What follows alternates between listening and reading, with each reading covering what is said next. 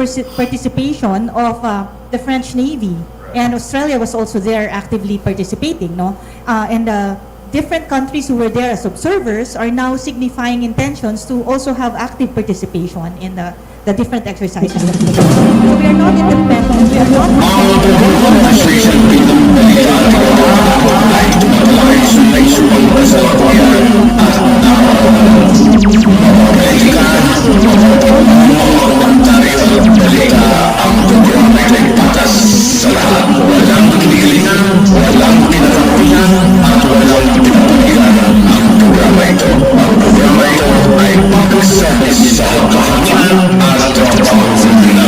discussion about them shouldering their own burdens more, the Germans and the French.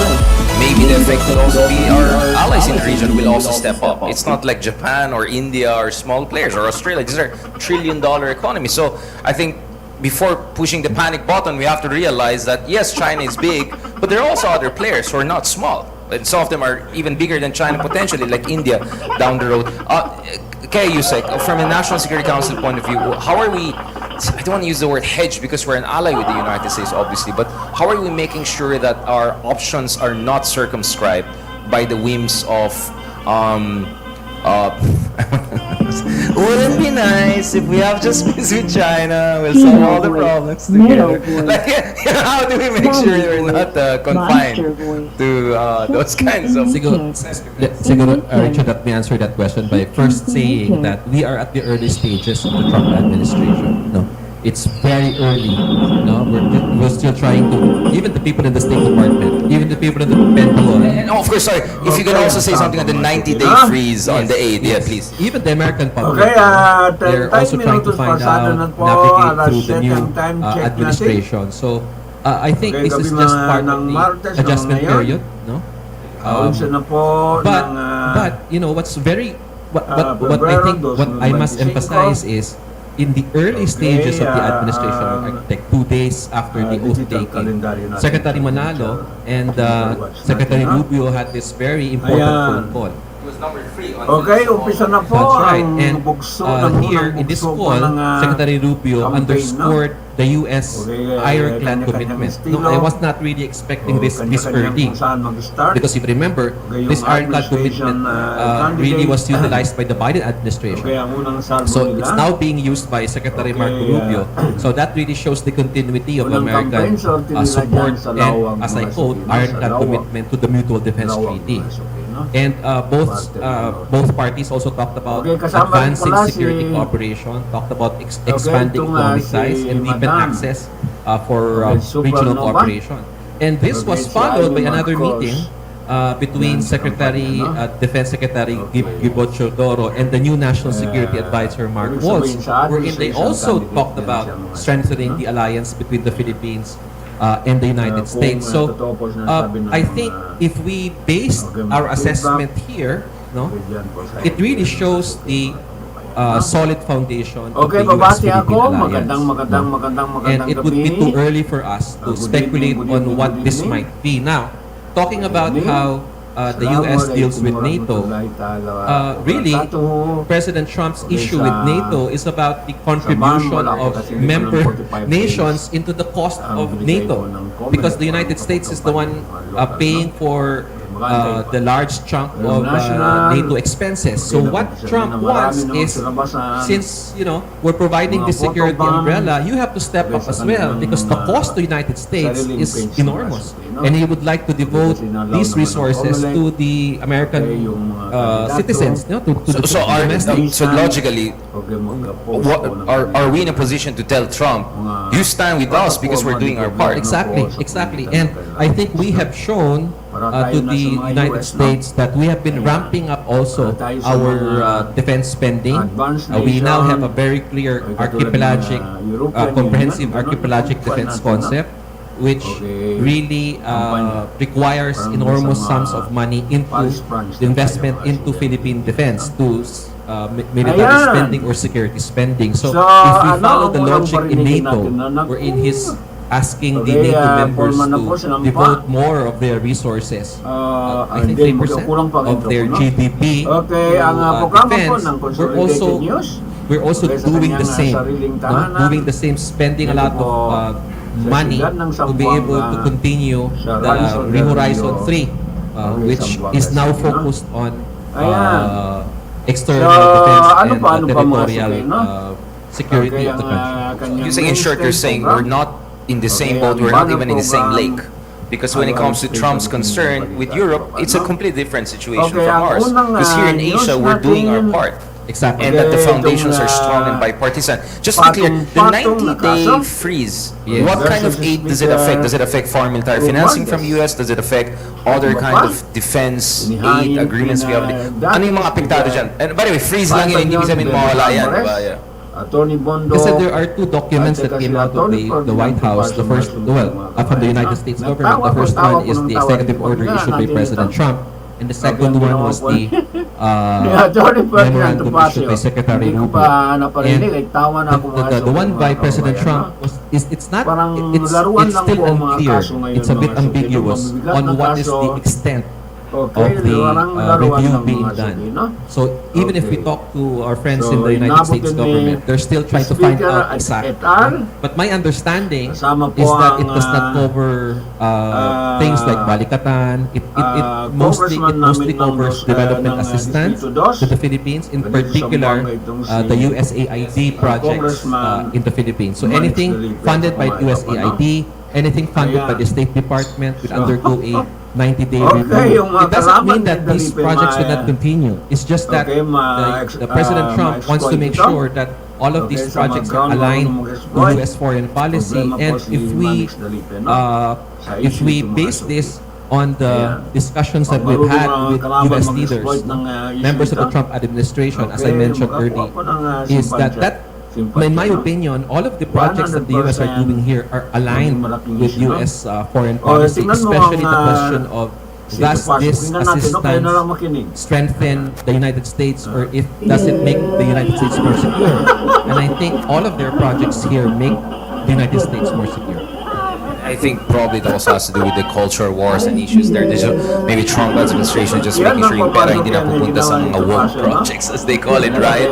It's not really about, MAGA, we don't care about the world. So you're saying it's not an isolationist thing, it's just kind of a reassessment of some basic alignment in terms of America's spending abroad, because this is taxpayers' money for Americans, so it should be understandable. Again, I'm saying this because we have friends who are making mountain out of this, and sinasabi na, paano na yung mga budget ng mga bayaran ng Amerika? May mga nagpapatawa. Sabi, kamusta naman China? Medyo nag-shrink yung economy. Baka naman. Last point, and then I want to open it up. Commodore Tarila, of course, your PhD was from Japan. Philippine Coast Guard has an absolutely great relationship with Japan. Japan played a very important role in modernization of our Coast Guard. What do you have to say about the other important players? In light of the fact that we had an RRA ratified with Japan, the French are coming in, and I think people forget, actually, a lot of our modern weapon systems are not American. They're Koreans, they're Indian, Israeli. You get what I'm saying? So I think people forget that actually we are very diversified already in terms of our defense acquisitions, and also in Coast Guard, how much helpful other countries are aside from the U.S. Thank you, Richard. But before that, I would like to share my optimism muna, for this Trump administration. I think people has already forgotten that the first time that they clarified the Mutual Defense Treaty that is also covering South China Sea was during the time of President Trump and having Secretary Pompeo as a Secretary of State in 2019. That was the first time that the U.S. government clarified that the Mutual Defense Treaty can be applied in the South China Sea. So, Trump has been like that since Trump 1.0 during his first administration. So ngayon, he can say whatever he wants, but with the cabinet members that are in place right now. And I'm also a believer that United States is a mature democratic country. There are democratic institutions in place that will not allow the U.S. government to, deteriorate from being protector of the rules-based order that we all enjoy. And, without going into the details kasi alis si Justice Carpio, I would also like to highlight that the transparency effort of the Philippine government is also anchored in protecting our interests na hindi tayo dependent sa isang bansa lamang. The transparency initiative that we're doing is to create awareness to the international partners who are protector of the rules-based order. We have to make sure that across Europe, Japan, Australia, and the entire world, to include India, that there is this one country that is intentionally and blatantly violating the international law. I've always been mentioning this. The transparency efforts allow the international community to understand that our fight in the West Philippine Sea is not just for us Filipinos. It's not just for our own sovereignty. It is a fight for everybody that wants to preserve the rules-based order. Otherwise, we're going to go back to the system before the First and Second World War that might justifies whatever actions that they can do. And that is what we're doing right now. The mere fact that we launched transparency efforts 2 years ago, marami ng bansa ang nakipag-ugnayan sa Armed Forces of the Philippines, Philippine Coast Guard, to deepen our security cooperation and to support our modernization efforts for the military. We can now hear from Germany, France, United Kingdom, and Canada as well. Even the Indian government is also supportive of our efforts. And that's another positive impact of the Transparency Initiative. Beautiful, beautiful. Thank you for that clarification and a more positive note under the Trump 2.0 administration. Now, because Justice has to go a little bit ahead, the rest will still stick around a little bit. Siguro yung mga ibang kaibigan natin sa media, if they have questions that has to do with the legal aspects of the West Philippines disputes or even the strategic aspects, are there any questions or any reactions or? Yeah, I think we have to be more strict in registering late birth registrations with the Register of Civil Registrar. If there is a late registration, it should not be the sole authority of the civil registrar to approve it. It should go to, let's say, DOJ or some other body, just to make sure that there is a counter-checking mechanism, because you've seen a lot of late registrations that turn out to be fake. And that's the entry of a lot of Chinese aliens getting Filipino citizenship. So I think that has to be strengthened. It cannot be the civil registrar himself who will decide that this late registrant should be approved. It has to be another body just to counter-check.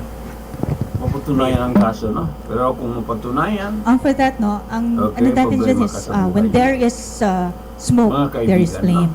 So we do not downplay any report that is given to the Armed Forces of the Philippines. Ang AFP is just one of the players in this. No? So if we look at this, we have to approach it in a whole of government approach. No?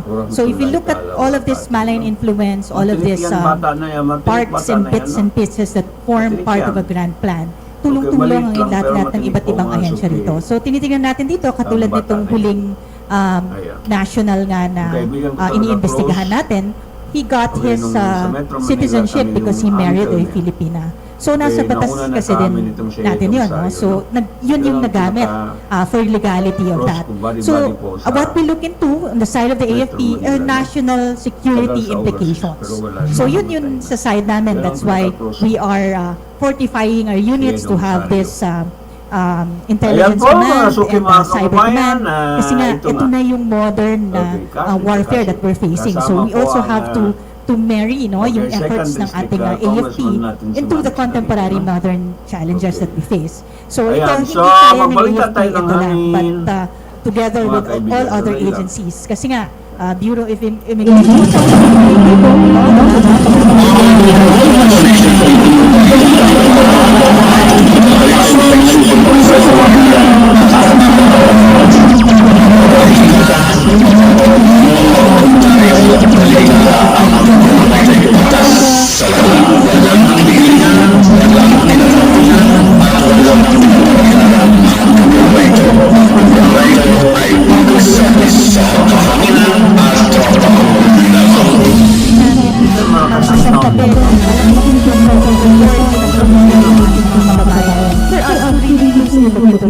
and kung meron pang report na matanggap ang AFP, action na namin ito. If there's a disproportionate focus based on our intelligence that certain demographics are being targeted, should we work with community leaders there? Because as we speak, there are community leaders who are saying, oh, don't target us and all. So maybe the logical solution is, let's just work together so that it doesn't come off as if we're targeting the whole community. We're just trying to look at the rotten apples here and there. Yes or no? So, this is all part of this. No? So, yung Transparency Initiative, sa amin sa Okay, AF kaya people, we advice came natin up po, with a mahal sa lahat communications ng plan. opisyal No, mga meron tayong ng com bayan, plan no? mulat. So kasama Okay, yan, ang we kunin really nyo go down talaga, to the levels of even our yung fishermen, sa opisina niyo, yung fishermen, mga, kinakausap natin yan. Kaya pwede nga, nyo itong mga pakinabangan ng part mga ng drones, MOED, ngayon nire-report na nila.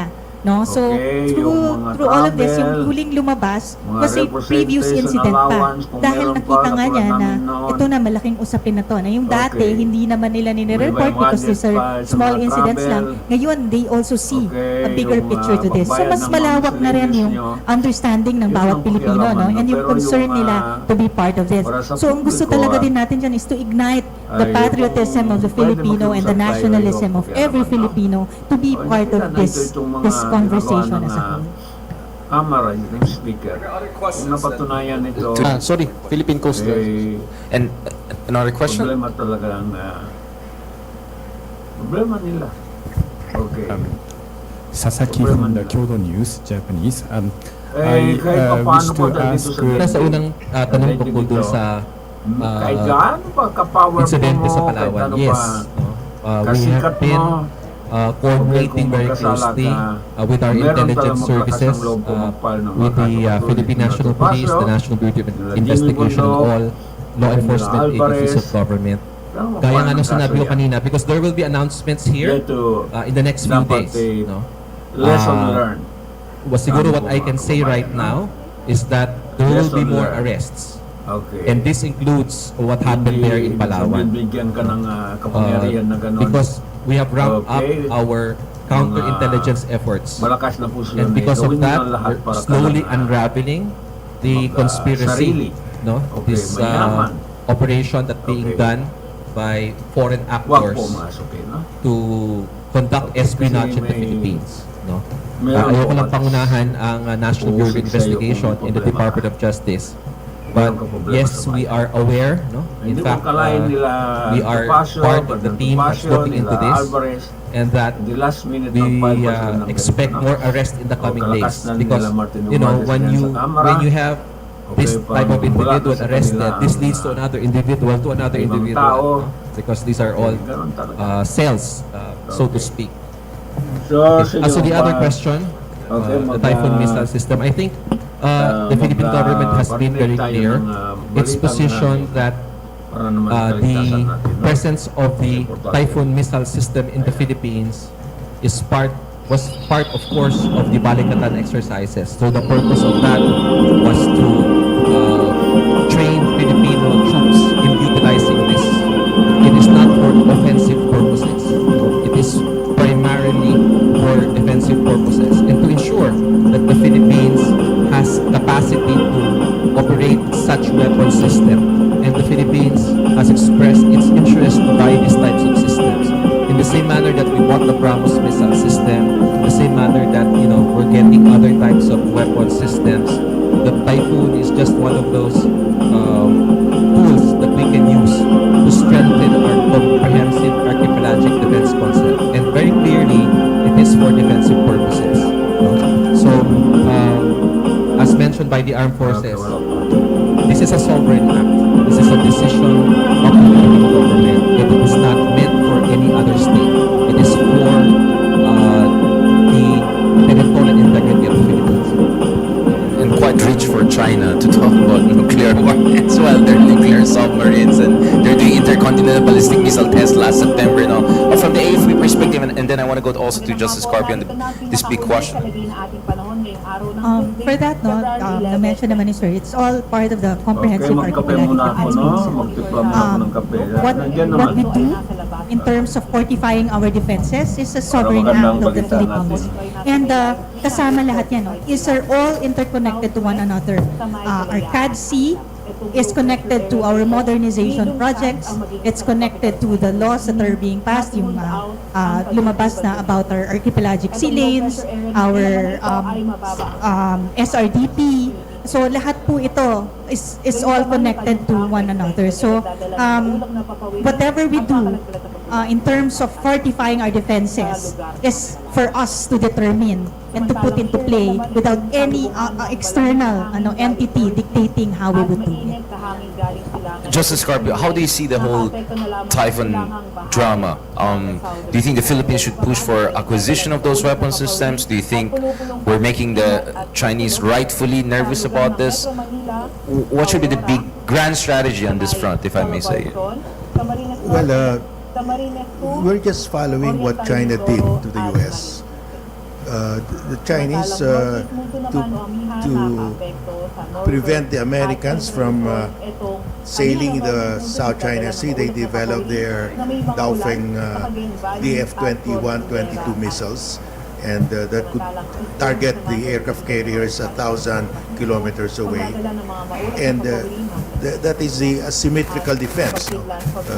Very expensive to have aircraft carriers, to develop aircraft carriers. So with this far cheaper missiles, you can deter the aircraft carriers from entering the South China Sea.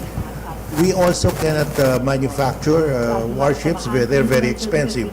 It's cheaper to have BrahMos missiles or Typhoon missiles to serve as deterrent. This is a matter of deterrence, really. We cannot hope to invade China with this. We cannot hope to defeat China with this. We can only hope to deter China with this. And that's really the reason for this. Simply deterrence, not to intimidate China, because China's nuclear bombs. You cannot intimidate somebody who has nuclear weapons and you don't have. You will be wiped out. So this is purely deterrence, and that is how China should see it.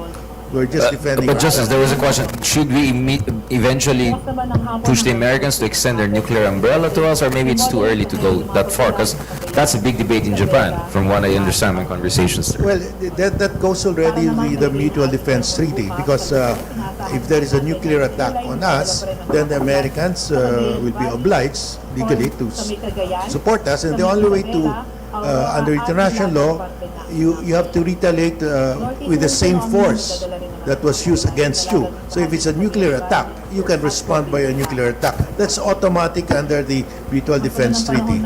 It's because mutual defense means you can respond proportionately to the gravity of the attack. Are there other questions? Please. We more proactively call out certain questionable behavior, perceptions, narratives, because I think we have to be honest that the Philippines is, for me, in a kind of a double Cold War, right? One is we're caught in between US and China, but the other one is that there are two major coming elections. I know our government people cannot say much about that, but I would start with you, Justice Carpio. How should we navigate this kind of a two-level Cold War of US-China competition and Duterte administration, or Duterte versus Marcos kind of competition as we head into these elections? Because my sense is could be the first election whereby TikTok will play a very important role.